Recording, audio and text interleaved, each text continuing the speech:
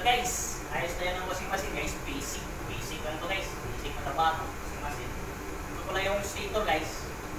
Magnetic wire yung gamit. Ito naman yung rotor. Yan guys.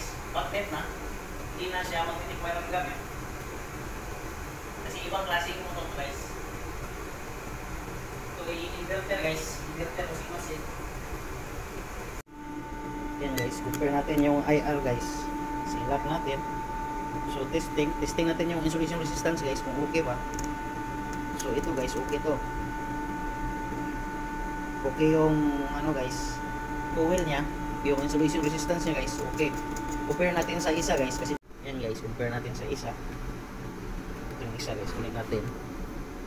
Yan, ito yung isa, ito yung tusok-tusok natin guys. Makita mo dyan guys.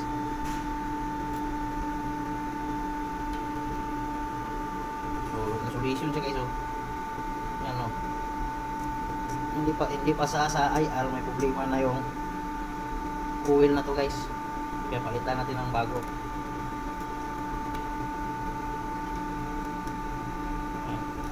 Wala na to guys.